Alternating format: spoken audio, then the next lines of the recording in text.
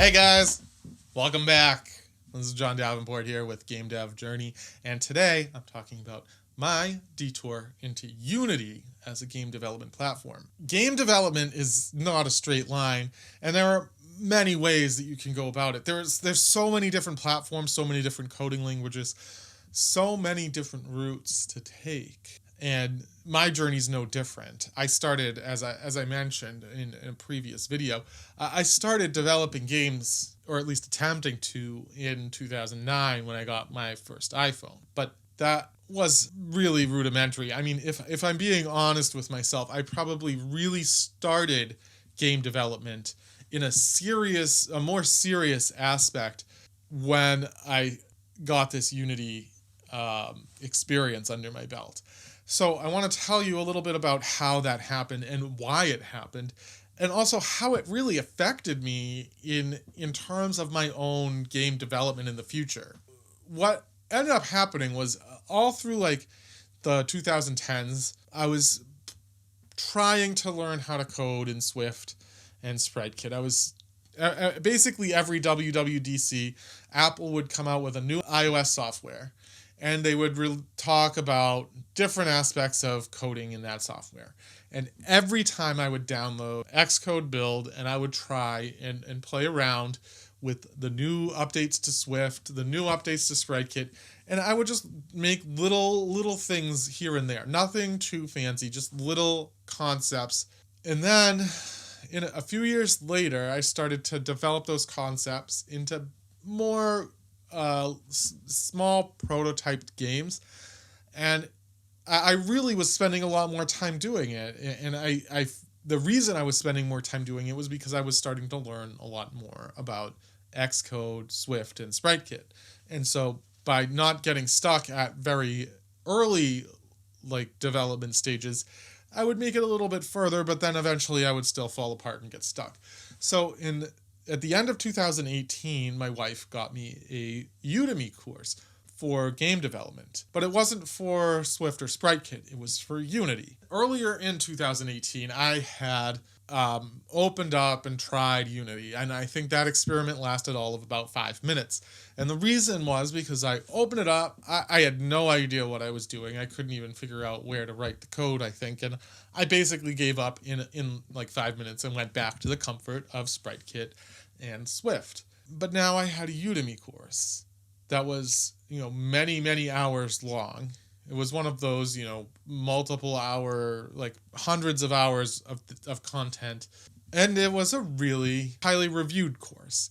And I think that ultimately this course had a more profound impact on my game development journey than anything else in the 10 years prior.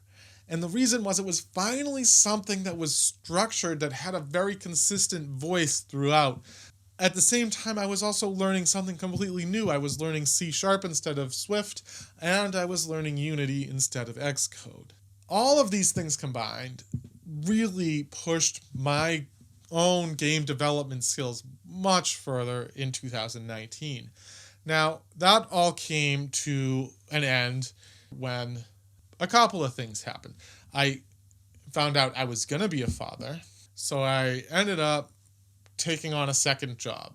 That second job, between my normal day job, meant that basically there was no time to write code. Absolutely none. From basically the end of August through the holidays, I was a day job, and then I was working in retail for the holidays. Fast forward to 2020, the early part of 2020, I got kind of back into the rhythm of having my nights and weekends back, and then we all know what happened. We all had to start quarantining, we had to go into lockdown, and all of that stuff. At the same time that happened, I also became a father. It was really kind of like these two life-changing things, one on a global scale and one on a personal scale, and they happened at the same time, essentially.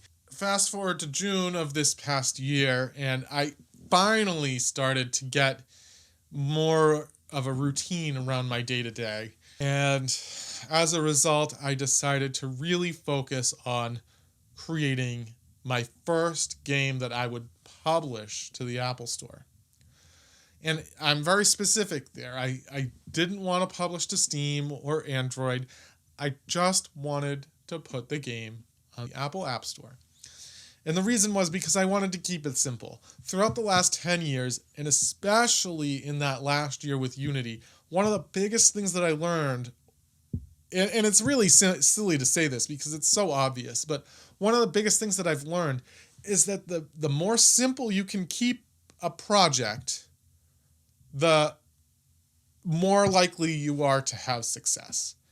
And I think that's the biggest thing, the biggest takeaway that I can share here is that, game development is a journey, and the bigger the project, the more turns, the more detours, the more roads, the more stuff there is. So when I set out to create Zero, my goal was iPhone only. I wasn't even going to focus on iPad. I wanted to keep it as simple as possible, so I was going to go back to Swift and SpriteKit. Rather than deal with writing in Unity and distributing through Xcode, I could just write everything in Swift and SpriteKit in Xcode and then distribute that way. So I got to work and I sat down and I developed a game from June to about September. And then the last month or so, from September to October, was just polishing, fine-tuning, figuring out art and the whole music thing, and then distribution through Xcode to the App Store. The game went live in the middle of October. This is all just a series of events that I'm kind of spitting out at you here in a hope that I can at least teach someone something about game development, in that you don't have to focus on one thing. You can get a lot of experience by switching gears, looking a different way, looking at something from a different perspective, or just, trying to see things a little differently, especially when you're getting stuck over and over again in the same thing. I honestly think that this Udemy course on Unity was a key that unlocked a lot of the development opportunity for me and bringing this forward much further. So I really do hope that someone learned something out there.